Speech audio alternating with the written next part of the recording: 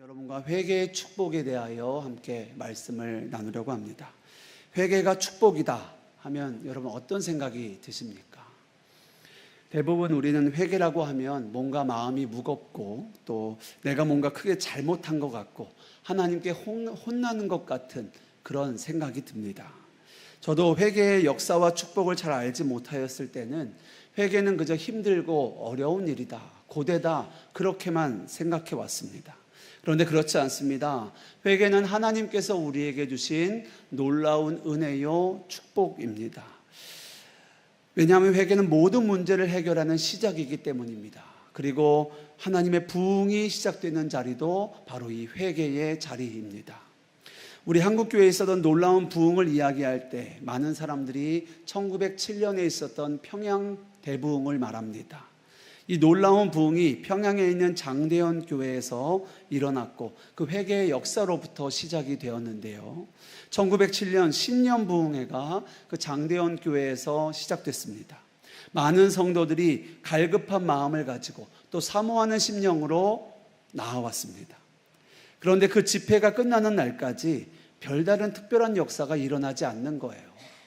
그렇게 마지막 날이 되었습니다. 그리고 설교까지 끝났습니다. 그런데 아무런 별다른 역사는 일어나지 않았습니다. 그렇게 다 끝나가던 그때에 길선주 장로님이 말씀이 마치고 앞으로 나와 마이크 앞에 섰습니다. 어떤 광고가 있는가 하였는데 나오셔서 하시는 이야기가 갑자기 공개 회개를 시작하셨습니다. 그 내용이 이렇습니다. 여러분, 제가 아간과 같은 죄를 범하였습니다. 자신의 친구가 세상을 떠나면서 유산으로 200원을 그 길 장로님께 맡긴 거예요. 그런데 그것을 자신들의 자녀에게 좀 다 주라고 200원, 당시로는 큰 돈이죠. 그 200원을 맡겼는데 그것을 아무도 모르게 자기가 쓴 거죠. 자기의 필요를 따라 100원을 쓰고 100원을 그 자손들에게 돌려주게 됩니다. 당연히 그 자손들은 이런 사실을 몰랐습니다. 그 진실을 알고 있는 것은 이 길선주 장로님 한 분이었죠. 그런데 부흥의 기간 동안에 하나님의 역사가 나타나지 않는 것을 보면서 장로님의 마음에 계속하여 찔림이 왔습니다. 아, 이것이 나 때문이구나. 내가 이런 죄가 있는데 하나님이 어떻게 우리 교회에 역사를 주시겠나. 이런 마음이 계속하여 드는 겁니다. 그렇게 하루를 지나고 또 하루를 지나고 그렇게 마지막 날이 되어서까지 아무런 역사도 없고 계속하여 마음의 찔림은 강하여져 왔습니다. 그러다가 마지막 설교가 끝나고 도저히 참을 수 없어서 이 장로님이 강대상으로 나아간 거죠. 그리고 이 모든 것이 나 때문이라고 고백한 것입니다. 그래서 본인으로는 너무너무 부끄러운 고백이지만 이것을 자백하지 않으면 자기의 심령이 죽을 것만 같아서 그가 자기 고백을 한 거죠. 성도 여러분, 이 길선주 장로가 도적놈입니다. 제가 이런 일을 하였습니다. 하나님 앞에 진심으로 회개합니다. 그리고 제가 이것을 유족들에게 다 갚겠습니다. 그런데 놀라운 일이 일어났습니다. 그 고백을 듣고 교인들이 어떻게 장로가 돼서 그럴 수 있나, 이런 마음을 갖는 이가 하나도 없었습니다. 오히려 그 고백을 듣던 사람들이 자기 자신을 돌아보게 됩니다. 길선주 장로님 같은 분은 저거 하나 있지만 그럼 나는 어떠한가? 그러면서 자신들의 죄가 깨달아집니다. 그리고 이곳에서 저곳에서 회개의 고백들이 터져 나오기 시작합니다. 회중들이 그 자리에서 통곡하며 울고 견딜 수가 없어서 의자 밑에 엎드려 대굴대굴 구르고 나도 고백할 게 있습니다. 나도 고백할 죄가 있습니다. 너도 나도 나와서 죄를 고백했습니다. 그러면서 그 부흥회가 끝나지 못하고 철야로 계속되었습니다. 사람들이 모여서 회개하고 또 회개합니다. 그리고 그 부흥의 불길이 번져나가 한국교회의 대부흥이 일어난 거죠. 여러분 꼭 기억하십시오. 하나님의 부흥의 역사가 시작될 때는 언제나 회개의 역사가 먼저 일어났습니다. 회개가 없는 부흥은 한 번도 없었습니다. 개인적으로 하나님의 역사가 일어날 때에도 회개가 먼저 터집니다. 하나님 잘못했습니다. 제가 잘못 살았습니다. 제가 죄인입니다. 거기서 부흥이 시작됩니다. 교회적으로도 마찬가지입니다. 성도들의 회개의 역사가 먼저 일어납니다. 성도들이 정결하고 거룩한 삶을 살기로 결단합니다. 자신의 죄와 연약함 나누기를 주저하지 않습니다. 그러면서 교회 안에 부흥의 불길이 시작되는 거예요. 이전에는 교인들이 모여도 그저 세상 돌아가는 이야기만 합니다. 자기 삶 중에 자랑하고 싶었던 이야기들, 은근히 자기를 드러내는 이야기들을 하였었는데 부흥이 시작되면 달라집니다. 어느 순간부터 자기 자랑이 아니라 자신의 연약함을 이야기합니다. 저를 위해 기도해 주십시오. 저에게 이런 연약함이 있습니다. 나에게 이런 죄가 있습니다. 내가 이 죄를 이길 수 있도록 나를 위하여 좀 기도해 주십시오. 이런 고백들이 터져 나오는 겁니다. 여러분, 그때 우리는 알아야 합니다. 하나님께서 우리 가운데 역사하고 계시는구나.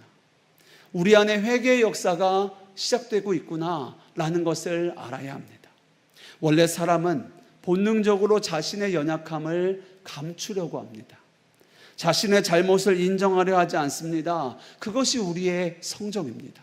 그러나 성령께서 역사하시면 달라집니다. 성령께서 우리의 마음을 조명하시면 어둠 속에 감추어졌던 것이 드러납니다. 마음에 찔림이 옵니다. 애써 외면하였던 죄의 실상을 우리가 직면하게 됩니다. 이것은 하나님의 역사입니다. 이런 회개의 역사는요, 성령께서 우리를 정죄하시기 위하여 하시는 일이 아닙니다. 죄의 문제를 해결하기 위하여 우리 가운데 역사하시는 거예요. 우리의 죄를 깨닫게 하시고 죄의 문제를 해결할 수 있도록, 하나님께 나아가게 할 수 있도록 하나님께서 일하시는 거죠. 그러므로 여러분, 회개에 대한 우리의 믿음이 바뀌어야 합니다. 우리는 회개를 벌받는 시간처럼 생각합니다. 내가 잘못한 걸 꾸지람 받고, 내가 부끄러워지고, 내가 정죄받는 시간처럼 생각합니다. 아닙니다. 회개는 축복이라고 성경은 말합니다. 내가 죄인임이 깨달아지는 것이 은혜입니다. 내가 잘못했다라고 고백할 수 있는 것이 은혜입니다. 다시 하나님께로 나아가고 하나님과의 관계가 회복되어지는 것이 은혜인 것입니다. 그래서 회개는 축복입니다. 왜 그렇습니까? 하나님과의 관계가 회복되는 것이 회개를 통하여 이루어지기 때문입니다. 오늘 본문 말씀, 우리 계시록 3장 19절 말씀, 우리 다시 한번 한 목소리로 읽어보겠습니다. 무릇 내가 사랑하는 자를 책망하여 징계하노니 그러므로 내가 열심을 내라 회개하라. 아멘. 그럼 이 말씀이 예수님이 교회를 향하여 하시는 말씀이거든요. 여기 말씀에도 보면 예수님께서 내가 미워하는 자를 책망한다 하시지 않으세요. 내가 사랑하는 자를 책망한다 말씀하십니다. 그렇습니다. 회개에는요, 책망보다 사랑이 먼저 있는 거예요. 하나님께서 우리에게 회개를 요구하시는 것은 우리를 괴롭게 하시기 위함이 아닙니다. 우리를 살리게 하시기 위하여 우리를 회개의 자리로 이끄시는 거예요. 그런데 여기서 우리가 반드시 알아야 할 것이 있습니다. 여러분, 회개는 단순히 잘못을 후회하는 감정이 아닙니다. 우리는 회개라고 할 때 어떤 생각을 하냐면, 하나님 잘못했습니다. 하나님 다시 안 그러겠습니다. 이렇게 하나님께 잘못을 비는 것을 회개라고 생각합니다. 후회하고, 그리고 눈물을 흘리고 가슴을 치기도 합니다. 때로는 하나님 앞에서 굉장히 괴로워합니다. 그런데 여러분, 많이 울었다고 해서 반드시 회개한 것은 아닙니다. 다시는 안 그러겠다고 말하였다고 해서 그것이 다 회개한 것은 아니라는 거예요. 이런 예를 한번 들어보겠습니다. 한 어린아이가 엄마에게 혼날 만한 잘못을 했다고 한번 생각해 보십시오. 그 잘못 때문에 엄마에게 혼날 것을 그 아이는 알았어요. 그래서 엄마 앞에 무릎 꿇고 아이가 잘못했다고 옵니다. 손을 싹싹 빌어요. 엄마가 그 모습을 보고 용서하여 줍니다. 그런데 얼마 지나지 않아 또 똑같은 행동을 합니다. 그리고 엄마에게 혼이 나서 또 옵니다. 엄마 정말 잘못했어요. 다시는 안 그럴게요. 그리고 또 반복하는 거예요. 여러분, 이것은 성경이 말하는 회개와 다릅니다. 물론 잘못을 인정하고 용서를 구하는 것도 중요합니다. 그러나 진정한 회개는요, 삶의 방향 전환이 이루어져야 합니다. 거기까지 가야 진정한 회개인 거예요. 죄를 향하여 나아가던 나의 삶의 방향이 돌이켜서 하나님께로 향하는 것, 이것이 회개입니다. 그동안 내가 내 마음대로 살았던 것을 회개하였다면 이제는 하나님의 뜻대로 사는 것이 진정한 회개입니다. 내가 거짓말한 것을 회개하였다면 이제는 하나님 앞에 진실한 말만 하는 것이 회개입니다. 내가 하나님보다 돈을 의지하며 살았다면 이제는 하나님만 의지하는 삶을 사는 것, 이것이 진정한 회개인 거예요. 그러므로 회개는 단순한 감정이 아닙니다. 눈물 흘리는 것, 가슴을 치는 것, 잘못했다고 말한다고 회개가 끝난 것 아닙니다. 회개는 삶의 방향 전환까지 나아가야 진정한 회개인 거예요. 여기서 한 가지 더 중요한 것이 있습니다. 진정한 회개와 가짜 회개의 차이입니다. 가짜 회개는요, 죄를 바라보며 하는 회개입니다.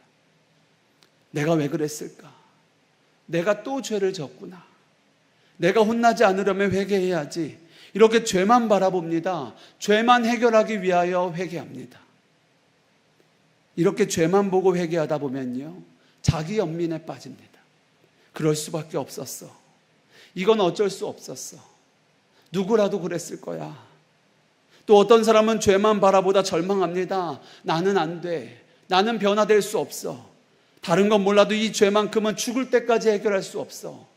그렇게 절망 가운데 빠집니다. 그러나 여러분, 이것은 진정한 회개가 아닙니다. 진정한 회개는 죄를 바라보는 것이 아니라 예수님을 바라보며 하는 회개가 진정한 회개입니다. 내가 주님 앞에 부끄러운 죄를 지었습니다. 또 반복되는 죄에 넘어진 것 때문에 낙심이 찾아올 수도 있습니다. 그러나 그때의 죄를 바라보며 회개하는 것이 아니라 두려움 때문에, 심판받는 것 때문에 회개하는 것이 아닙니다. 예수님의 십자가를 바라보며 회개하는 거예요. 나의 죄가 주홍 같을지라도 눈과 같이 희게 하시는 예수 그리스도의 피, 내가 아직 죄인 되었을 때에 나를 사랑하사 십자가에서 그 보혈의 피를 흘리신 예수 그리스도를 바라보며 회개하는 것입니다. 이것이 진정한 회개예요. 물론 우리가 진정으로 회개하였다고 해도 다시는 넘어지지 않는다는 것은 아닙니다. 우리는 연약하기 때문에 또 넘어질 수 있습니다. 그러나 진정한 회개는 결코 우리를 정죄함 가운데 내버려 두지 않습니다. 예수님을 바라보게 하고 예수님께 돌아가게 합니다. 그렇게 예수님에게 돌아간 사람은요, 진정한 회개를 한 사람에게는 반드시 변화가 일어나는데 죄를 미워하게 됩니다. 그리고 죄와 피 흘리기까지 싸우게 됩니다. 거룩하게 살고자 하는 그 마음이 생깁니다. 그리고 성령의 도우심을 구하게 됩니다. 그렇게 진정한 회개는 결국은 우리가 죄에서 이기는 자가 되게 하시는 거예요. 여러분, 이것이 회개의 축복이요, 회개의 능력입니다. 그래서 회개는요, 한 번 했으면 되는 그런 것이 아닙니다. 부흥회가 있을 때 1년에 한 번 정도 회개하는 것도 아닙니다. 우리는 날마다 회개의 삶을 살아야 하는 거예요. 그래야 우리는 회개의 축복을 누리며 주님과 함께 동행할 수 있는 것입니다. 그래서 진정한 회개는 이 두 가지가 반드시 함께 있습니다. 죄에서 돌이키는 것과 하나님께로 돌아가는 것입니다. 죄의 문제를 해결하는 것만으로는 충분하지 않습니다. 하나님께로 돌아가야 합니다. 왜 그렇습니까? 우리의 삶은 죄를 깨끗하게 씻는 것만으로는 끝나는 것이 아니기 때문입니다. 그 정결하여진 자리를 예수 그리스도로 채워야 되는 거예요. 그래야 우리가 죄에서 승리할 수 있습니다. 이것이 회개의 축복인 거예요. 깨끗이 씻음 받을 뿐 아니라 주님으로 채워지는 겁니다. 그래서 우리는 날마다 십자가를 바라보며 회개의 삶을 살아야 하는 거예요. 예수님께서도 제자들의 발을 씻겨주실 때에 베드로는 이렇게 말했습니다. 주님, 내 발뿐만 아니라 손도 머리도 다 씻겨주십시오. 그러자 예수님께서 말씀하십니다. 이미 목욕한 자는 발밖에 씻을 필요가 없다라고 말씀하세요. 무슨 말입니까? 우리가 예수 그리스도를 믿음으로 구원받는 것은 한 번의 사건입니다. 그러나 구원받은 이후에 우리는 세상을 살아가며 죄에 넘어지고 흔들립니다. 마음이 더러워지고 하나님에게서 멀어질 때가 있습니다. 그때마다 우리는 예수 그리스도의 십자가를 의지하여 주님께 나아가야 하는 거예요. 주님, 오늘도 제가 잘못했습니다. 주님, 제 마음이 교만합니다. 주님, 제가 또 죄에 넘어졌습니다. 그리고 다시 주님께 두 손 들고 나아가는 거예요. 이것이 회개의 삶입니다. 그렇습니다. 믿음의 사람은 죄를 한 번도 짓지 않는 그런 사람을 말하는 게 아니에요. 죄를 지었을 때 하나님께 빨리 돌아오는 사람이 믿음의 사람입니다. 그렇다고 죄를 지어도 괜찮다고, 회개만 하면 된다고 그런 말씀을 제가 드리고 있는 것은 아닙니다. 이건 어쩔 수 없습니다. 나는 원래 이렇습니다. 이렇게 죄를 합리화해서도 안 됩니다. 하나님의 뜻은 우리가 죄와 피 흘리기까지 싸우는 겁니다. 우리가 이기는 자가 되는 거예요. 그래서 진정한 회개를 한 사람은 반드시 변화가 생깁니다.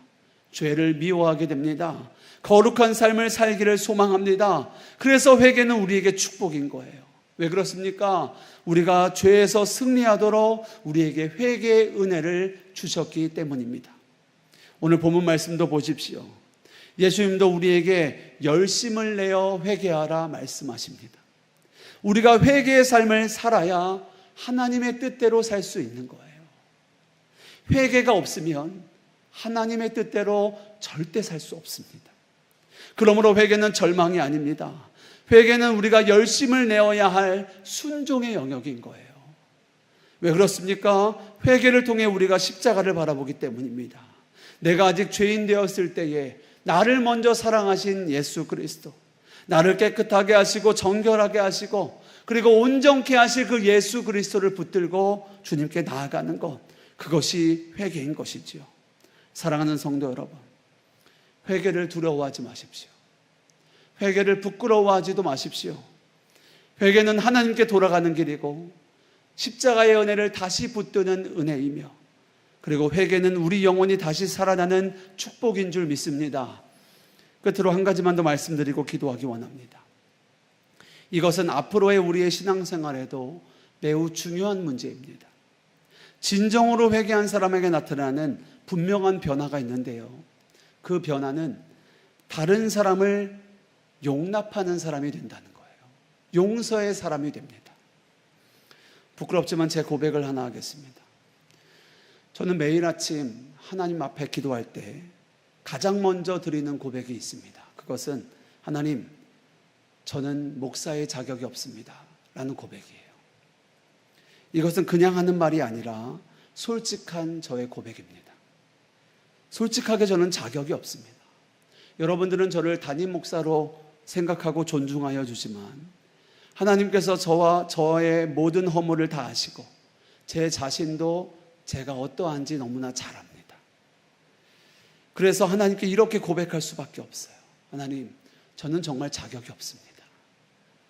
그런데 어느 날도 하나님 앞에서 그렇게 안타까움으로 기도하는데 하나님께서 저에게 이런 마음을 주세요. 현준아, 너는 너 자신이 자격이 없다는 것을 아느냐? 예, 제가 압니다, 하나님. 그러면 너는 이제부터 다른 사람을 볼 때도 그 마음을 가지고 보아라. 그 마음을 저에게 주시는 거예요. 그때 제가 깨달았습니다. 아, 하나님이 왜 나의 죄와 허물을 아시면서도 나를 붙들어 주셨고 나를 세워 주셨는가? 나도 다른 사람을 정죄하지 않는 사람으로 세우시기 위함이구나 라는 것을 깨닫게 되었어요. 그렇습니다. 내가 하나님 앞에 얼마나 큰 용서를 받았는지 깨닫게 되면 다른 사람을 바라보는 그 눈이 달라지게 됩니다. 전에는 이렇게 생각합니다. 저 사람은 왜 저렇게 말하지? 저 사람은 왜 사람들을 힘들게 하지? 왜 저 사람은 저렇게밖에 말하지 못하지? 그런데 회개하는 사람이 이렇게 생각하기 시작합니다. 나도 하나님 앞에서 저 사람과 다르지 않은데 하나님은 나를 이렇게 기다려주셨구나, 그런 마음으로 바뀌는 거예요. 그래서 하나님이 나에게 하셨던 것처럼 나도 조금 더 기다려주게 되고 그 부족함을 품어주게 되는 겁니다. 그리고 그를 용납하고 용서하게 되는 거예요.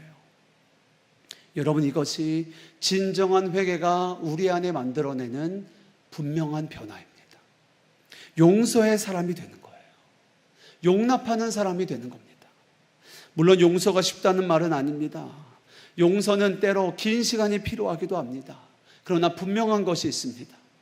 하나님의 용서를 깊이 경험한 사람은 반드시 용서하는 사람이 되어진다는 거예요. 하나님께 긍휼을 받은 사람은 다른 사람에게도 긍휼을 베푸는 자가 됩니다.